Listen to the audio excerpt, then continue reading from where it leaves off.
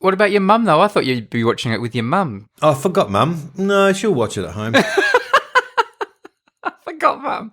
I messaged your mum and asked her what she was doing for the coronation. Oh, right. I didn't actually think. So, Tim, in a recent episode, we discussed the hiccups, how one can cure the hiccups, and I asked people to let us know what they were up to. Heard from quite a few people. Is there any overriding consensus on a remedy? I wouldn't say overriding consensus. Everyone thinks they've got the answer. Alex_Lupin said, basically, I focus on breathing slowly and evenly, though I don't count or anything. And I envision a stack of pancakes inside my ribs with butter and syrup oozing down. It's basically a way of focusing on relaxing my chest and diaphragm. Hiccups are usually gone within about 20 seconds. Oh, right. That's quite a yummy sounding solution. I love the idea of buttery, oozing, syrupy pancakes inside my ribs. In fact, there usually is some buttery, oozy, syrupy pancakes inside my ribs. So. It's usually what's caused the hiccups because I've downed them so quickly. There's a bit of belching and then, whoop, there we go. Someone named Tommy got in touch and said, Tim and Brady, on the latest episode, you mentioned ways of getting rid of hiccups. I think my version is rather unique. I always fill my cheeks with water, bend over at the waist, and then swallow. I've been doing it this way since I was 10, and it's always worked. Whenever I tell a friend to do it this way, they give me a strange look. But about 9 times out of 10, it works for them as well. I have heard of that one before. I remember being told that you're supposed to drink a glass of water upside down. And I never knew what that meant, but I've certainly tried it several times. I was always told you got to drink a glass of water out the back of the cup, and I never understood what that meant. Oh, so you have to bend over the other side of the rim, maybe. Yeah. Which is sort of similar to what Tommy's suggesting. You could drown trying this. I mean, there's no use curing your hiccups, but drowning. I mean, that's hardly an improvement in your situation. And that is a really embarrassing death. Yes. He died drinking out the back of a cup. That's right. Oh, dear.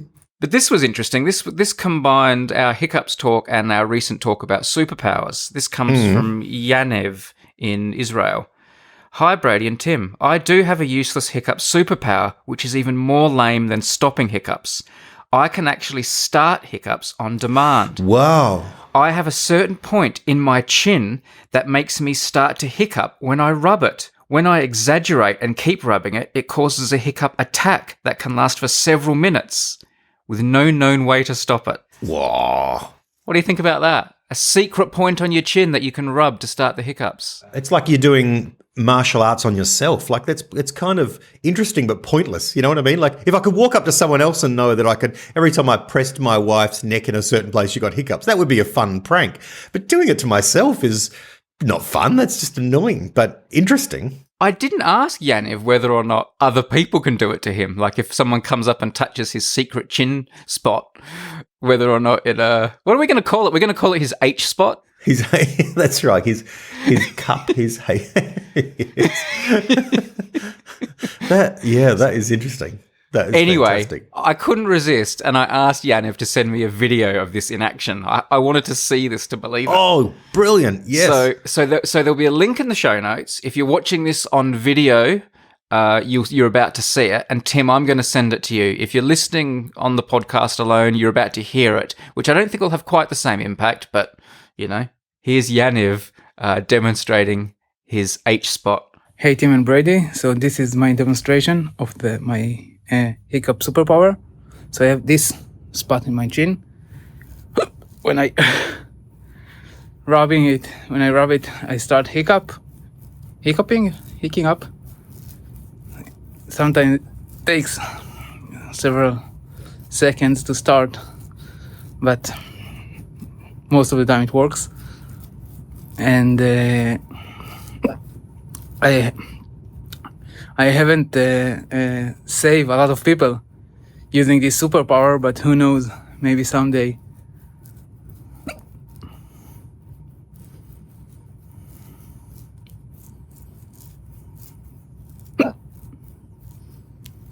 Oh, now this is like I don't know what to make of this.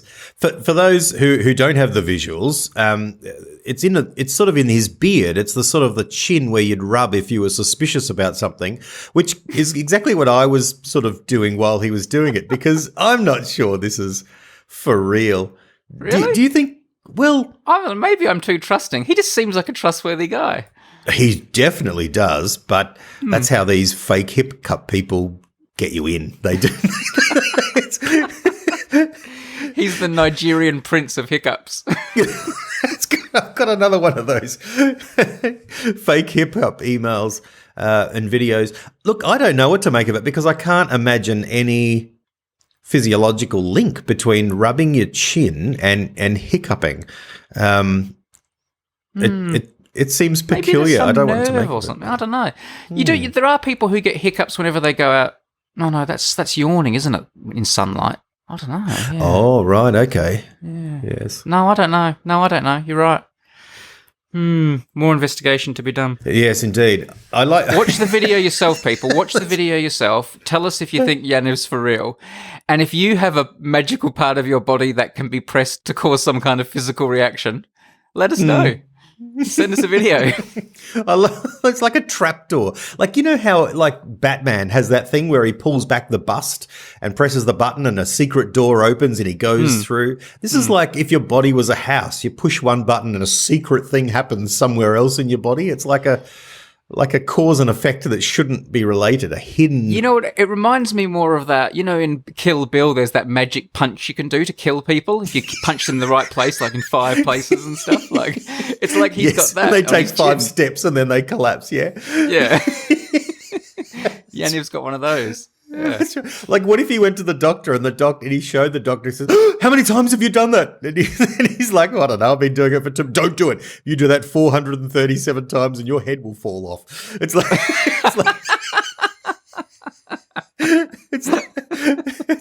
a booby trap. It's a booby trap in your body. Oh, man.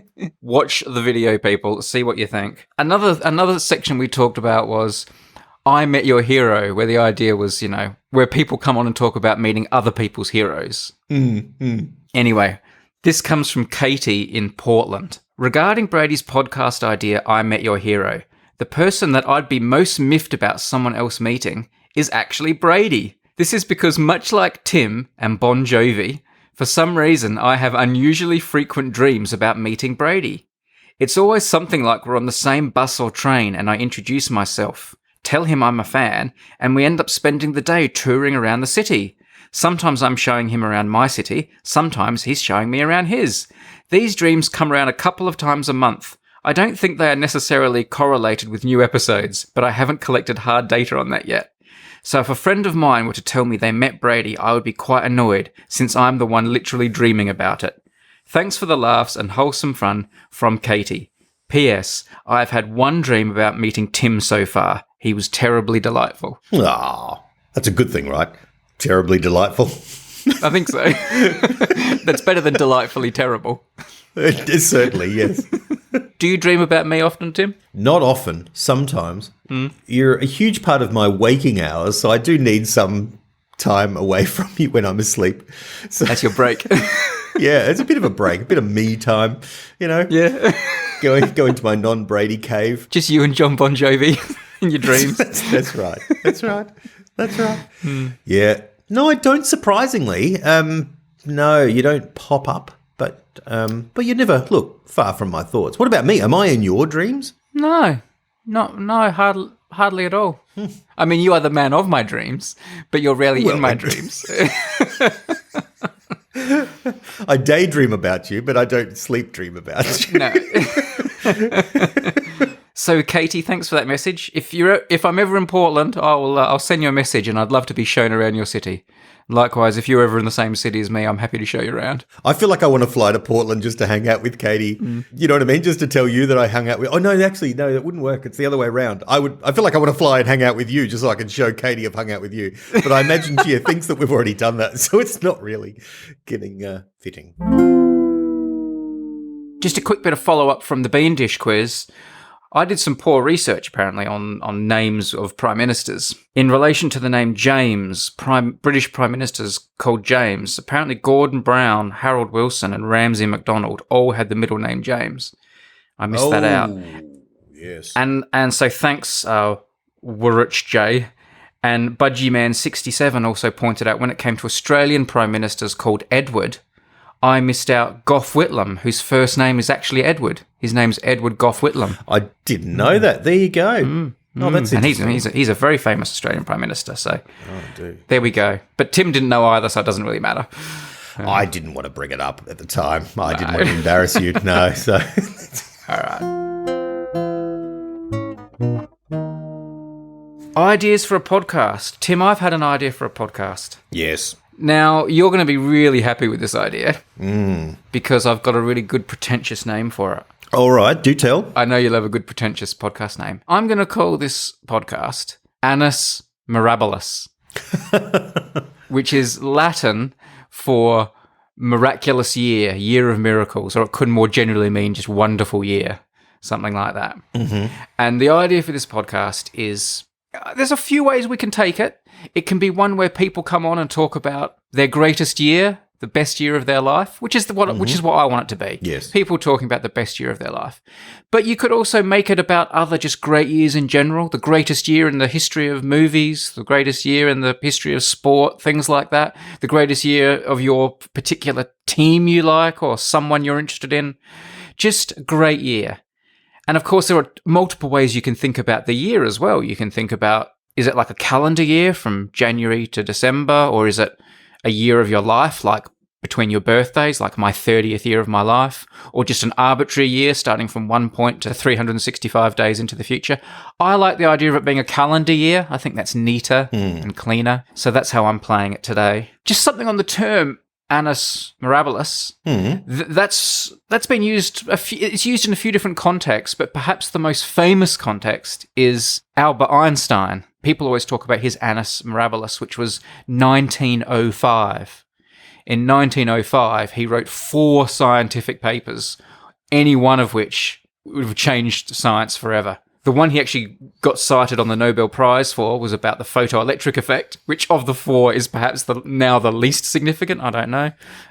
One on Brownian motion, one on special relativity, which is a really big deal. And we also had the E equals MC squared paper was written that year as well. So it was like it was an amazing year, his Anus Mirabilis, 1905. Isaac Newton also had one of those years. Mm-hmm. His was 1666, and he wrote all sorts of really, really incredible papers that year. It's also apparently the year he supposedly saw the apple fall from the tree, which made him sort of have the light bulb moment where he came up with gravitation. He saw an apple falling and then thought about the moon and the earth and realized that the moon was falling to the earth and things like that. So that was an amazing year. Pull you up there, man. I don't think a light bulb was involved. I think that's someone else, isn't it? Yeah, no, it wasn't. There were no light bulbs. A candle went off in his brain. Interestingly enough, there was a really bad plague that year, which caused them to close down Cambridge University, which is why Newton had so much spare time to do all this amazing thinking. So he got helped out by the plague. Oh, right. So anyway, amazing years. And I mean, maybe a better name is, the best year ever or the best year of my life. But I thought you might appreciate the fancy pants Latin name. Well, firstly, I love this idea. I think this is a really good idea, and it's pleasurable to think about and to talk about and to hear about. Can I just clarify something on the name? Many people, when you say that name, will cast their minds back to 1992 when the Queen said that it was Anus Horribilis because it was a terrible year. That's my sister podcast I'm going to talk about later. Well, let's save that for next time. Well, but was she using that turn of phrase, playing on the idea of what is your ones? Anus Mirabilis? Anus Mirabilis, not anus. Anus. No, that's Anus Mirabilis. It's they're the same thing, and both are commonly used. So the Queen was using the same term. It's the negative version. 1992, where there was lots and lots of negative press coverage about the royal family. 2 of her children got divorced, Anne and Andrew, and then Windsor Castle burned down. Windsor Castle, yeah. So, That's not a well, good it didn't year. burn down. It's still there, but No, indeed, yes. yes. But yeah, it was a terrible fire. Mirabilis also being one of the disciples that I couldn't remember from Jesus from the Bean Dish quiz a few weeks ago. This is a great idea. Tim, have you had an Anus Mirabilis in your life? I think I have. You gave me a little heads up on this. I didn't quite understand the full scope of it, but I did go looking through photos and reflecting. And it's very hard to pick a great year. Many big things happen in different years. So you got to look at a whole bunch of things that happen in one year for one reason. But I have settled on one. Let me ask you this: which decade of my life do you think it is? Have I gone childhood, teen years, 20s, or since? You've almost definitely gone 1990s. No, I haven't. Oh, I will come. They do get a mention a bit later on, but unless you've sold out and you've decided to do something to do with your kids and the birth of your kids. No, not their birth. No.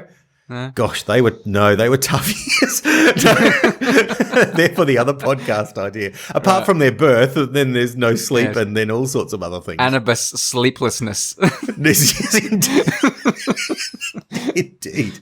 indeed. No, I've gone with 2016. Wow, quite recent. Yes. Well, 7 years ago, but yeah. Well, it was an incredible year, 2016, in lots of little pleasurable ways.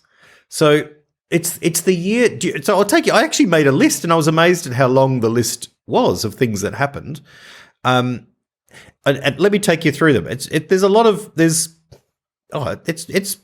a wonderful year for all sorts of ways. I'll end with one very exciting one, though, that's very important.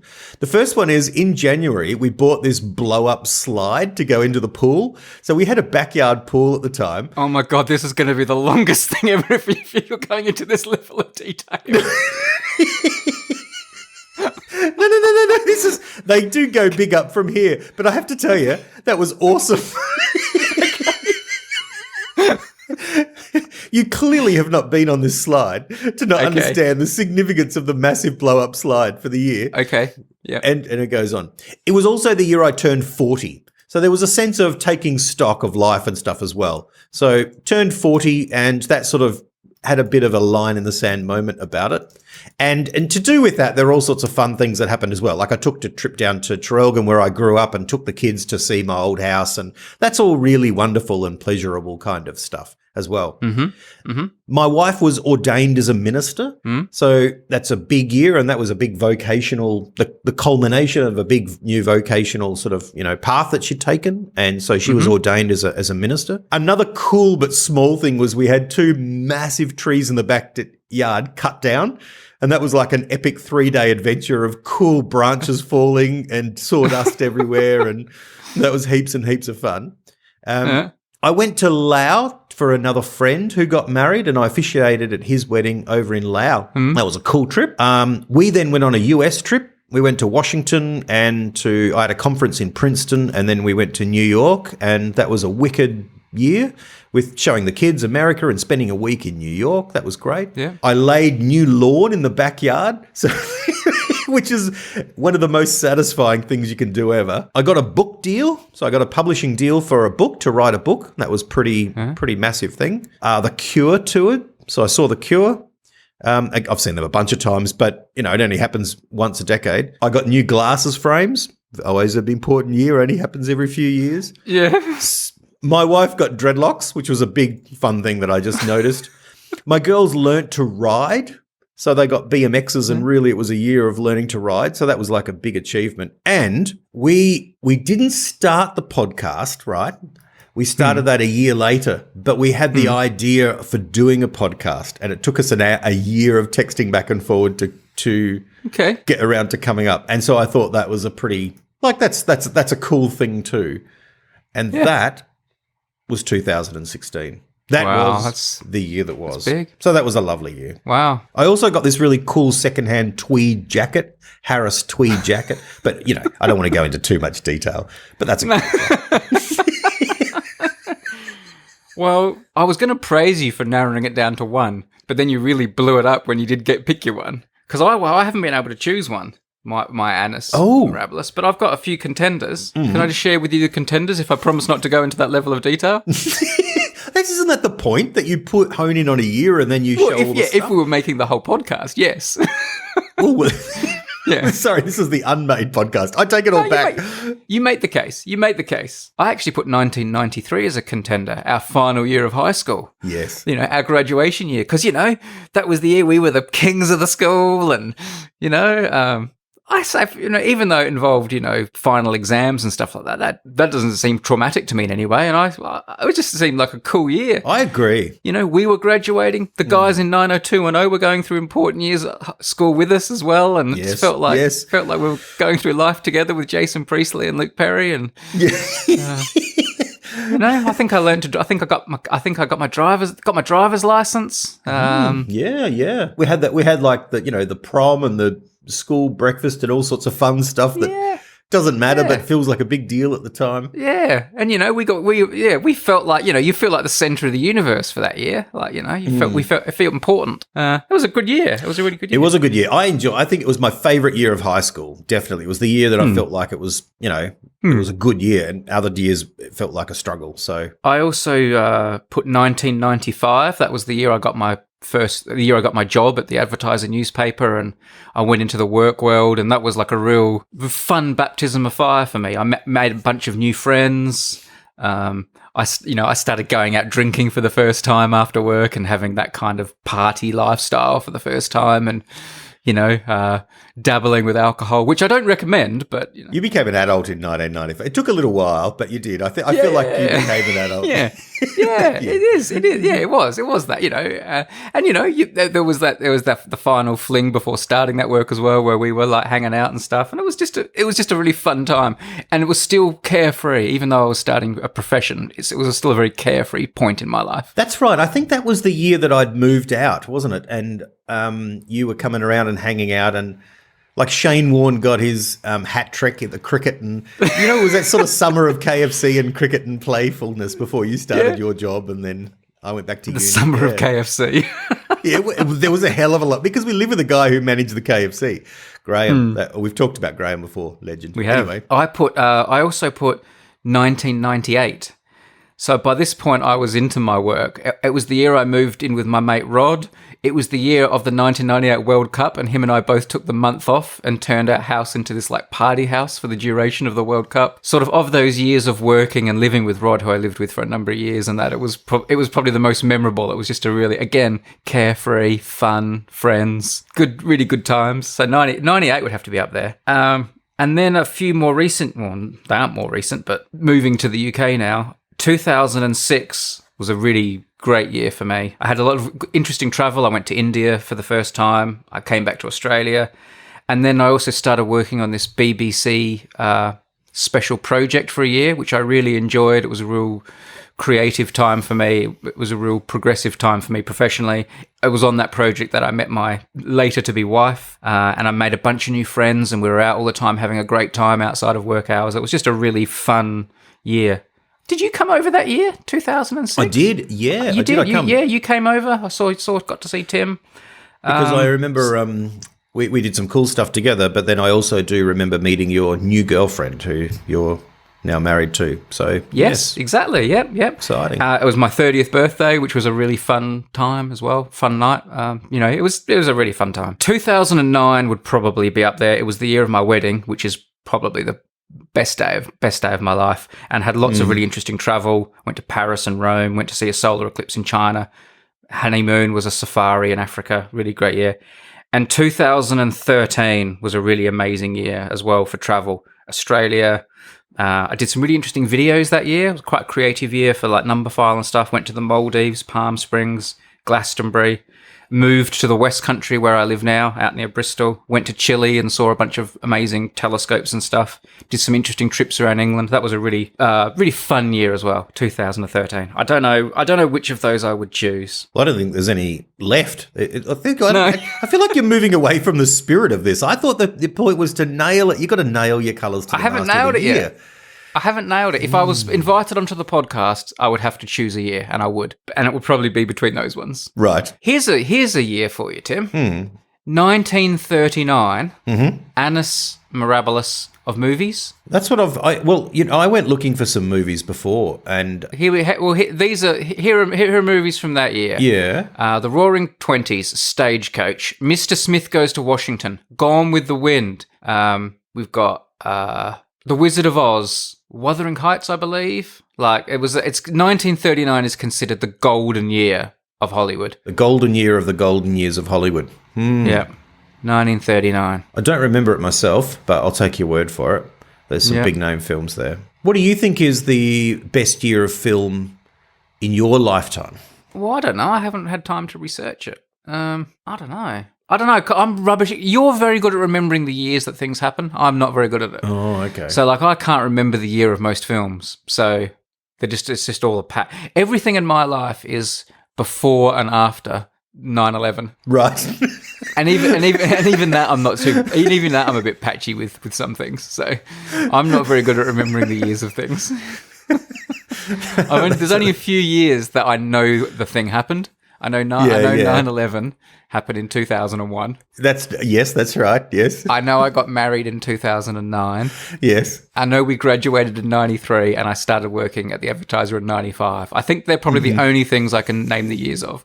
And now the birth of my baby as well. What was the year that we won that indoor cricket championship thing that I was like your desperate call-up stand-in man for? It was before 9/11. It was before 9/11. Yeah.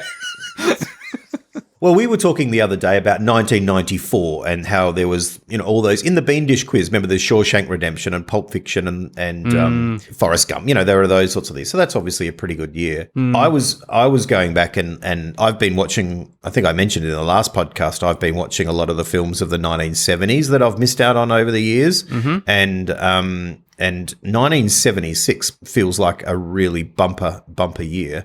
I watched Rocky the other day, which is I could see why it's popular and it's become really iconic, but that won the Best Picture Oscar in 1976. But there are a bunch of films that were there that were all really good. All the President's Men, famous film. Network, which I watched the other day and which is an outstanding film and should have won, and Taxi Driver, which is probably regarded as one of the best films of the 70s.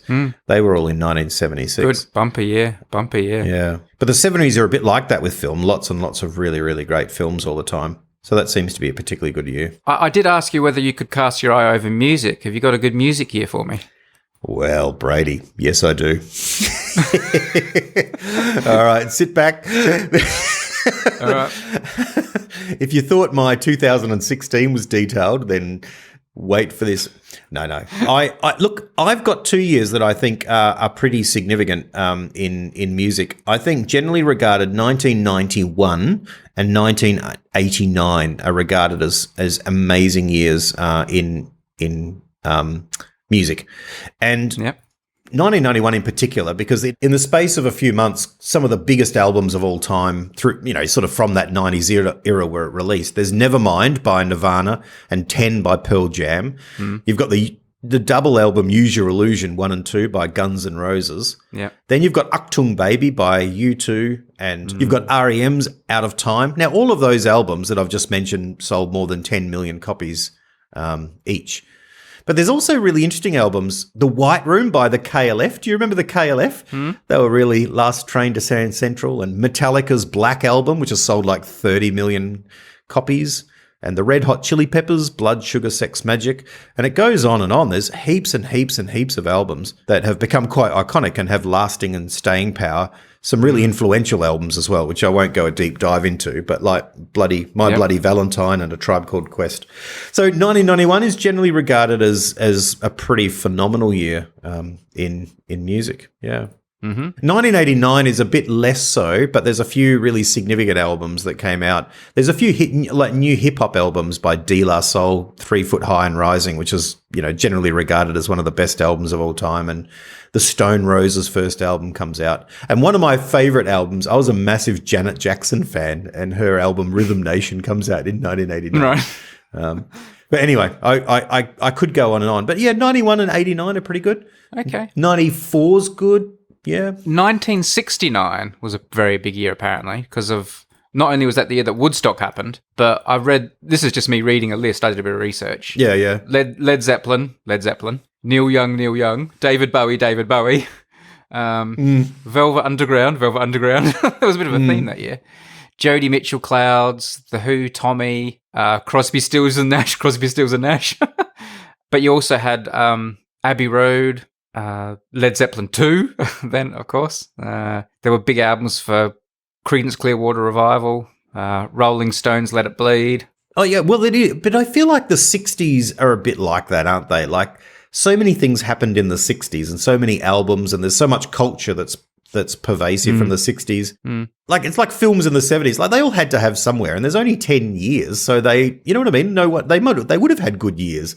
But the 60s are a bit like, for you, pre and post 9/11. They're sort of just grouped together in some sort of hazy period there. Do you think the moon landing would be as awesome as it is if it had happened 6 months later and happened in 1970?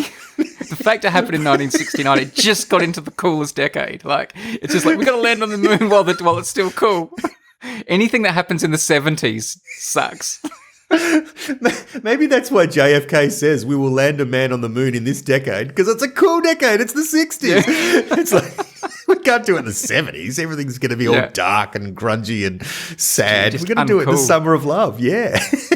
We choose to go to the moon in this decade and do the other things, not because they are easy, but because they are hard. I did look up great years in sport. I've read, there are various articles about it. I read a really good case made for 2008 being one of the great years in sport. It was very American-centric, though. There were lots of, it was a great year in American sport. I haven't done enough research to tell you what I think the greatest year of sport is. And that's always a very parochial one. It depends on your country and who was winning what in a particular year. But if you read about 2008, that was a good year in sport. Was it an Olympic Games year? Was that part of it? Which does help, yes. Yeah. That's cheating a little bit. Yes, it does. There are moments when you hear of massive underdogs winning, the World Series or something like that. That's a pretty significant. Yeah, and there was a lot of underdogs in 2008. So Anus Mirabilis, great years. Anus Mirabilis, great years. What a year! Best year ever. Tell us, people, what your best year was and why. Get in touch with us. Email us at unmadefm@gmail.com or go onto the Reddit for this episode, contact us on Twitter, whatever. We love to hear about your greatest year and why. Even better, tell us your Anus Horribilis. What was your worst year ever? But don't make it like too depressing, but I can't believe yours is 2016. That was the year of the 2 worst election results in history. Well, that's true as well. I forgot about that. That was a bad year for the world, in my opinion. Others may disagree. In fact, millions of others do disagree. Not for the Tim world, though. For the Tim world, it was cool. One of the cool things about the year of the girls learning to ride is that we bought a really cool pink BMX for one of my daughters, which I just loved riding. It was a real cool street BMX, and I hooned her all around the neighbourhood on that. You gave it your best Nicole Kidman. I did. I loved it. Yeah. In fact, I wish I'd held on to it now we've moved to the city. I'd still be hooning around in it, around the city, looking like a middle-aged goose. Nice. Oh, no, BMX bandits, pun intended. Do you know who this episode's been sponsored by, Tim? I think I do. Go on. Hover. It's Hover, you're right, it's Hover. Yes! The domain registrar kings. Very appropriate in this Coronation month. They are the kings of registering domains. In fact, I think the people from Hover should be put on some sort of throne so we can put a big golden crown on them to thank you for how easy they make it to register and maintain domains. Go to hover.com/unmade right now. Hover.com/unmade. It's so easy to search what's available. They've got everything you could want. They've got all the suffixes, all those little dot whatevers that you want on the end you could need. And then once you've got a domain with them, you can get email to that domain. It's so easy to point the domain at different websites or other places you want to divert it to. The interface is smooth and lovely. It's also really easy to take domains you have registered elsewhere and move them into the Hover sack of goodness. And The quiver of goodness, man. That's what put it into the quiver. Put those arrows into one quiver. They make it really easy. They explain how to do it really well. And I think having good domain names is really important these days. I know it's pretty uncool to use terms like branding and having a brand, but it is important to have like proper, good, decent branding these days, like, and have cohesive branding. And I think having a good domain is part of that. Like, I've got a YouTube channel called Numberphile, but if I didn't have numberphile.com, that would feel wrong. You know, I feel like I have to have that. If we didn't have unmade.fm, that would just feel wrong. If you've got a thing you're doing, whether it's professional or personal, I think having the right domain is really important, and Hover is the place to go and do it. Hover.com/unmade. You'll get 10% off your first purchase if you use that /unmade. Hover.com/unmade. It's time for that regular segment that everyone's been looking forward to. It's time for Doubloon of the Week. Doubloon of the week. It's Doubloon of the Week. What fan of pirate movies and the Goonies and the like doesn't love a good doubloon? And it's time for us to discuss another doubloon here on Doubloon of the Week. Yes. And today we're going to talk about, well, this is one of the big ones in doubloons. Right. This is the Brasher doubloon. It's a rare American coin worth 8 escudos. Is it escudos? It's a Spanish currency. I don't know what that means, but I'm going to go yes, confidently. yes. So this doubloon would have been worth $16 back in the day. It was privately minted back in 1787 by a very famous goldsmith of the time and silversmith named Ephraim Brasher. Ephraim Brasher was like a big deal in the metal world. He actually lived next door to George Washington for a while and used to make metal stuff for George Washington himself. Oh, cool. And he was living in New York, and he went to the governors of the time and said, I want to strike a new coin for you. A copper coin. He wanted to strike a copper coin for them. And they said, well, we're not too into the idea of that at the moment, so go about your business. We don't want it. And he was like, well, I'm doing it anyway. So even though it wasn't like official money, he struck some sample coins to show his ability and how good they were, including these gold doubloons. And only a few of them survive to this date. There are 6 surviving examples of this coin. I'll send you a picture of it because it's pretty amazing. It's an impressive coin. So when you said the word doubloon, I imagine, gold treasure kind of things. But you know how they open up a treasure chest and there's not just coins, there's like other stuff too? I didn't really know in my mind which of these stuff was the doubloon. And then I see a doubloon is a coin, and it means double. It's like a 20 cent to a 10 cent, and it was a Spanish thing. It used to be just a coin. It was just a coin of value, a doubloon, like a quarter or a penny, a doubloon. Yep. But it's been popularized because it's a cool sounding word and it gets used in pirate films a lot. So a doubloon is just a coin, usually a gold coin. Brasher made these doubloons using his skills, and it's got this famous EB stamped on it. So you see there's like an American eagle on the front? Yeah. And there's a little EB stamped on there for Brasher. So anyway, he made these coins because he's a big deal, and these coins are so old and they're so rare, and they're made of gold.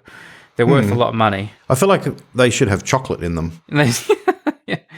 Yeah. So basically, and another reason this is particularly special, it was the first gold coin made like for the United States, even though it was kind of unofficial in some ways. No, okay. And one of them sold for $7.4 million back in 2011.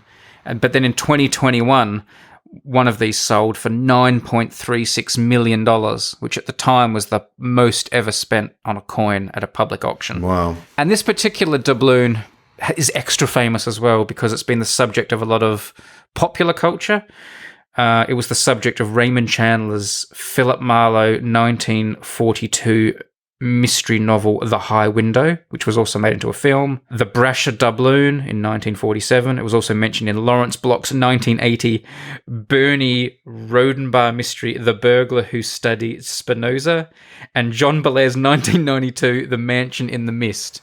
So none of that means a whole lot to me, but it's been in lots of books and movies as well. It's a big famous doubloon that's worth lots of money. It wasn't in Toby's Millions though. That was a great novel. Remember with lots of doubloons and things in it? No, I don't know that one. No. You don't know? Oh, that's a kid's book. I read it at primary school. There's a little boy, Toby, and he finds a massive treasure and he has to wonder what to do with it, and he spends bits and pieces of it all the time, and his dad's a bit jealous even though he buys his dad a helicopter. Right. It's a bit like Brewster's Millions where you've got lots and you don't know what to do with it and it feels like it's more trouble than it's worth. But Toby's Millions, it's a great book. Doubloons, but it was all treasure like that. It wasn't like he got a bundle of cash. It was all doubloons and then all that other sort of awkward stuff. Well, anyway, there you go. There was Doubloon of the week. Every week on Doubloon of the week, I learn something new. So thank you, man. This is great. Before we announce this week's prize winners, can I just again be so thankful to everyone who supports us on Patreon. Go to patreon.com/unmadefm if you'd like to support the podcast. You guys are the reason we can do this. When you're a smaller podcast like us, it's not that easy to get like sponsorship and sponsors and things like that. And if you haven't got any income, it's hard to make the podcast because we've got to do like jobs and other things. So you patrons are just absolute heroes. Absolutely. Every little bit is a building block for this wonderful palace of podcasting full of doubloons. If you don't want to support us on Patreon, just send us doubloons. Preferably one of those brusher ones. That'd be very handy. You send us one of those brusher ones, you'll never hear from us again. That's right. So we like to give bonus material and stuff to our supporters on Patreon, but we also like to send you prizes. I've got the guitar in the next room. Did you want me to grab the guitar? Go on, Tim. Grab the guitar. Should I? So Tim's back now. So here we go. We're going to send an Unmade podcast commemorative spoon struck here in the fires of a British foundry to Daniel G from New Zealand. Daniel G from New Zealand. Aren't you going to do it in like a New Zealand accent? New Zealand accent. Daniel G. Daniel. What's a New Zealand song? There's a lot of crowded house songs, aren't there? Slice of Heaven. Slice of Heaven. I don't know Slice of Heaven. You could go, a spoon shines over my horizon. Horizon, she's a slice of heaven. Slice of heaven. You've got to do that bit, man. A spoon shines over my horizon. She's a slice of heaven. Slice of heaven. I don't know the chords. I could work it out. La la la da da da da da da. Sorry, Daniel G, to give it just for almost all New Zealanders are limited by that song or are known for that one song, the wonderful Slice of Heaven from Foot Rot Flats. What a great film that was. We are sending a Sofa Shop mixtape to Sarah D from Georgia. Sarah D from Georgia. Sarah D kind of sounds, it's kind of pretty badass, you know, like she's a pretty tough hip-hop artist or something like. You reckon? Yeah. Yeah. I don't know what I've really got for that. I don't know. Sarah. No, that's not going anywhere. Sorry, Sarah D. Sorry, but thank Sarah, you. Well done. Congratulations. You're not Tim's muse, I'm afraid. We're sending an Unmade podcast notepad for making shopping lists and the like to Courtney from Latvia. Ooh, you know a lot of Latvian music, Tim? Oh, yeah, I do. Here's a Latvian tune I wrote last week. My love, you, spoons, love. And we're going to send some Spoon of the Week collector cards to Finn F from Germany. Finn F. The German music is very industrial. I feel like I want to just go German. Do you know a place that's in Germany, Tim? Zoo Station. That's right. That's right.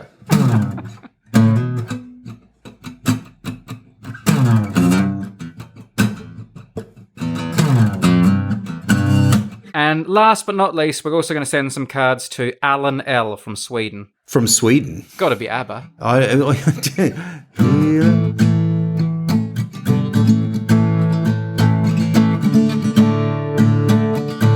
it's not quite Dancing Queen, is it? No.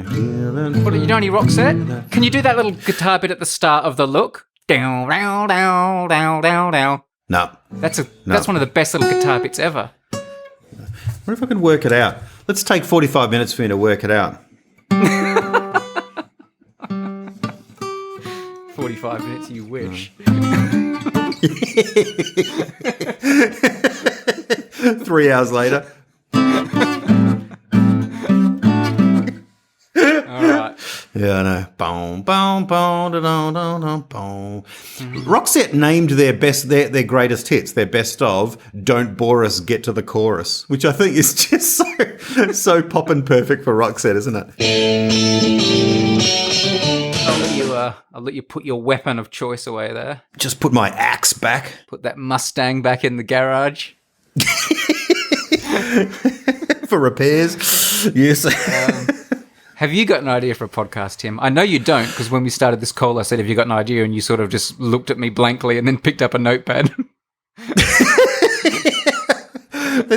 In my notes, I have many, many, many ideas, and I'm just wondering. It's like a chest of doubloons. Which one do I want to pick up and spend? Here's one. Here's a random one and so forth. It's been there for a little while. I go this. I suddenly realised I'm never going to. Good one. There we go. Yeah. Play guitar properly. That comes to mind. I'm never. Have a good idea on the Unmade podcast.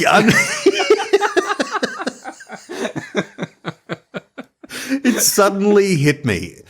I'm never going to probably be in a rock band. I'm never going to get a band together and play gigs. That's never going to happen. I thought it would. I thought it felt inevitable at some stage. It would just sort of happen by itself. Yeah. But it's not. It's not going to happen. It's not too late for that, at least, though. You're never going to play like cricket for Australia, are you? Even if you now got good, you're too old. But it's not too old. You're not too old to be in a rock band. No. It is just a matter of priority and choice. But no, that's right. I mean, this is the moment you realise. I was watching the football the other day, and you realise so many of the people playing football, it's not even that they're my age and gosh, I'm not doing it. Like they're heaps younger. People retiring are a decade younger than me now. Like it's not going to happen, is it? No. Yeah. Yeah. I mean, there are lots of those I'm never going to, but I was never going to anyway. Like be a sports star. I think once you have a baby, a lot of that stuff, like things shrink as well. Like there are lots of like travel things I'd still like to do and adventures I'd like to do that I'm beginning to think, that's off the table now. Like things that would take, weeks to do, months to do, like epic journeys that I always thought would be a great trip to do one day that I probably just can't do now. Well, you can do them down the track with the child. Yeah, but some of them, by the time he's old enough, I'll be too old. My body will be falling apart. He'll be pushing you in a wheelchair. There are some places I'm starting to take off the table travel-wise. I can't believe there's anywhere left that you haven't been, to be frank. It's more adventurous things, exotic things. So what's yours? Rock band is one. Any others that you like? I suddenly realise I'm not going to... Well, I'm wondering if there are positive things. Like I'm suddenly realise I'm never going to... Jail. Yeah, well, that's right. Yeah, you sort of thank goodness. Yeah. Well, I tell you, I'm not going to die young. That's for sure. You can still sneak it in. I don't know. Do you ever worry about going to jail, like being falsely imprisoned? Oh, it would be horrible. I've been to I've visited jail many times with people, and it's it does look awful. So I've thought about it and so forth. It would be certainly terrible, and it would be terrible for anyone, but it would certainly to be there falsely would feel like the most frustrating thing in the world, having to wait for justice and go through the process to be wrongfully imprisoned. And it's sweet that you think that that justice will be delivered necessarily. Well, indeed, yeah, the hope for justice, that's right, and the despair if it was not enacted. Yeah. What about you? I sometimes imagine being like falsely accused of, because you know how when like someone dies, like if my wife died, right? heaven forbid, but if it happened, you know how the husband's always the first person who gets like accused or suspected and investigated, which is normal, you know, that's like Just systematic way of going through. You start with the person closest. But I and always move out, think about, I think about all the things. What would they think it was me? Will I have an alibi and stuff like that? So I sometimes think about that, being falsely accused of like, oh, well, what would my alibi be? I was just sitting at home watching TV. That's not going to work. Do you start putting alibis together? Like, Calling my friends. Look, Tim, nothing's happened, but if it does, please tell the police we were recording a podcast.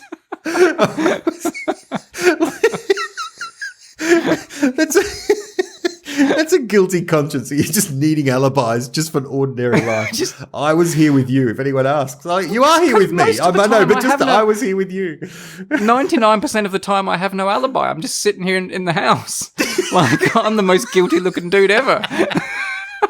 At least you'll be at church or meeting with some parishioner or something. Like I've got nothing. And I'm wearing black. Look at me. I feel guilty. Is that a balaclava behind you over there? I literally have a baseball bat behind me. What a thought to go through life. 99% of the time, I don't have an alibi. I'm just here. And I could be up to no good. Yeah. Like the Hamburglar. I suddenly realised that I do like that idea, but I don't feel like I'd be a good guest. A good guest would be someone who has built their life towards something and then it's not happened. That would be interesting to reflect. Yes. You know, these people that, you know, they're up, 4 a.m. every morning, training, swimming, you know what I mean? Investing huge amounts of time and then realize I'm never going to the Olympic Games. And it was a realistic possibility, but it's just not going to happen. Reflecting on that would be interesting, sad, but interesting. I wonder if there's a good number of things as well which it becomes impossible to do.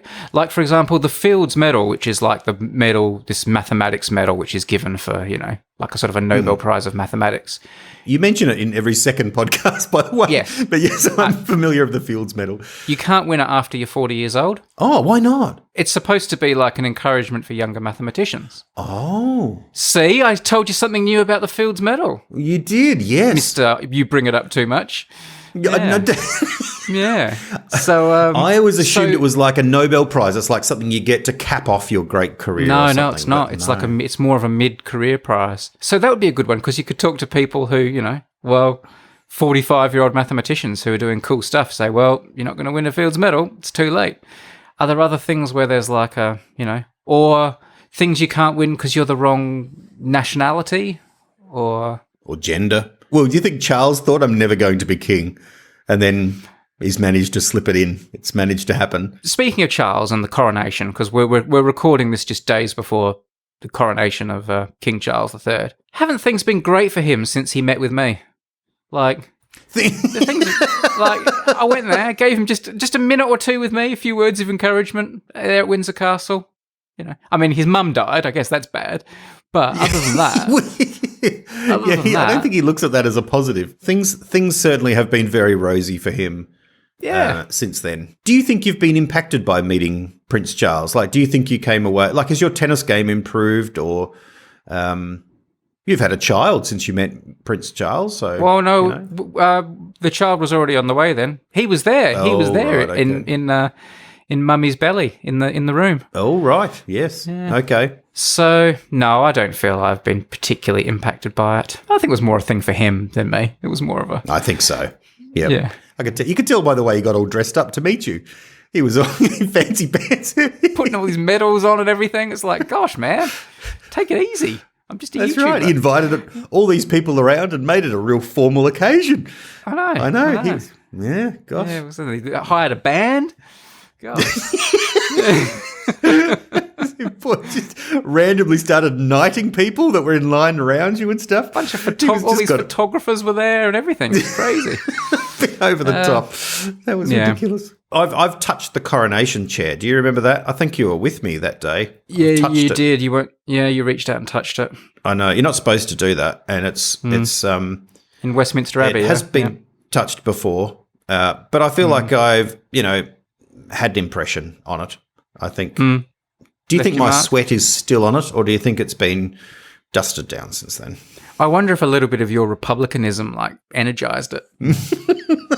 So you reckon Charles might sit on it? This was in that 2006 trip, by the way. You reckon he would sit on it and then suddenly go, you know what? I'm starting to question this whole show. Perhaps. Let my people go. Isn't this ridiculous? What are we doing here? Look, your idea, what was it? I suddenly realized I will never. I suddenly realized I'm never going to. I'm never going to. I like this idea, Tim. I like it. It's a fun question. I haven't got a good answer for you. I wonder if it could be about a liberating thing, a thing that you feel you have to do. You finally go, I'm never going to do that. Like, I like to think I suddenly realize I'm never going to the gym ever again. I will exercise, but I'm never, ever, ever going to a gym.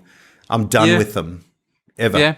And paying for it. I have suddenly realized I'm never going to be into yoga. My wife's really into yoga. So I agreed to do 5. I did 5 lessons. I bought 5 lessons from a friend of mine who's a yoga teacher. She comes around to the house and I've been doing them in the front room. Yep. And I've done 4 of the 5. But doing these lessons has made me realize I'm never going to be into yoga. Because my wife's really good at it. And I look at it and think, that would be good for me. All that stretching and stuff. It's really good for you. But it just doesn't speak to my soul. No. And you're a soul man. You need something to speak to your soul. I'll tell you something I'm probably never going to do, but I haven't yet realized it. And that is get into making Lego, because I am becoming properly addicted to buying Lego sets. Yes. And every time a new one gets released, I now go on the waiting lists. And if it's cheap enough, I'll buy 2 so that I've got 1 to make and 1 to keep in the box. And I've got this storage unit where I'm storing them. Just this week, this new brilliant X-Wing fighter was released for Star Wars week. I bought that. Magnificent set. And I have never made one of them. They just all sit in boxes. Beautiful Lego sets. And in my head, one day I'm going to, I'm taking this week off to make the Millennium Falcon. Today I'm going to make the Grand Pyramid. Today I'm going to, make the Titanic. I long to make them, right? I love them. Why don't I just go and sit in a room and make this beautiful Lego set? I've not yet realized I'm not going to make them, but one day I will. I love that you're actually building a Lego tower, but out of Lego boxes, not out of actual Lego. You're actually building a massive Lego tower. Out of things you're not making out of Lego. Something out of actual. That's a cool art installation. Make something out of the Lego boxes themselves. Yeah. I need to help me with this, man. What's your advice to me on this? Well, it is a bit like starting a puzzle. It might be fun at the start and then it is a lot. It's quite an investment. Do you have space to set it up and just leave it and walk away and come back to it? That's a good question. Yeah. I don't know how well that would go down with the powers that be in the house. Right. Yeah. I love... I could do it on that little desk behind me there in the office, but I need that for other stuff. I was spying that, yeah. That's got other crap on it, Fields metal and stuff. I was, there's something about the Unmade Lego man. That's what you are, the Unmade Lego projects. I am. That's me. Podcast. Yeah, Unmade Lego man. I think you'll do them once. I wonder if when your son reaches a certain age and is, shown this amazing cave of Lego stuff that you'll just... That would be good if he got into Lego and I managed to keep it a secret from him. And then he got into some of the things I'm into, like Star Wars and stuff. And then, one day I'm like, come with me, I've got something to show you. Take him to the storage unit, take off the padlock, open the door. This is the moment. Yeah. It certainly would be a lot better if he got heaps into Lego, but you never told him about it. Then years from now when you die and he's going through your papers and then goes and realizes he's got an entire locker full of cool Lego stuff that you forgot to mention somewhere else. Like, what? Why? These are cool. Why didn't I know I do like that story, except for the part where I'm dead. But yeah. Yeah, it will be funny. Ha, ha, ha. We'll do a special episode just to mark that. Yeah. Oh, dear. My preaching's hit a bit of a sweet spot, I think it's been good. If you're in the zone. Getting better and better. Yeah. It's keeping more and more people awake. So I reckon, 2023. We're doing a series at the moment on songs and the key of life. So every week, every sermon each week is about is about a song and using that as like a way into talking about like the Christian gospel and Jesus. Like a mainstream secular song or a religious song? Yeah. Mainstream secular song. What was this? What was last Sunday's song? Turn, Turn, Turn by the Byrds was last Sunday. But we've got Enter Sandman coming up by Metallica and all sorts of really cool songs. Yeah. Do you play some of the song? We do. The band plays them, performs them afterwards or beforehand, and then I talk about them. It's really cool. Nice. It's heaps of fun. Yeah. Nice. I just want to do this series forever now. Like, I just want to keep talking about cool songs. Then we can move through years. This could be like 1991. Are you going to do Money for Nothing? No, we're not doing Money for Nothing. But that's a good one, though. Yeah. Talking about the vices and stuff of life. Yeah. I could play it. Well, I can't play it, but I could play it. I could not play it. I could play my version of it, that's for sure. Well, anytime you give me an excuse to play this piece of music, man, I'm grateful.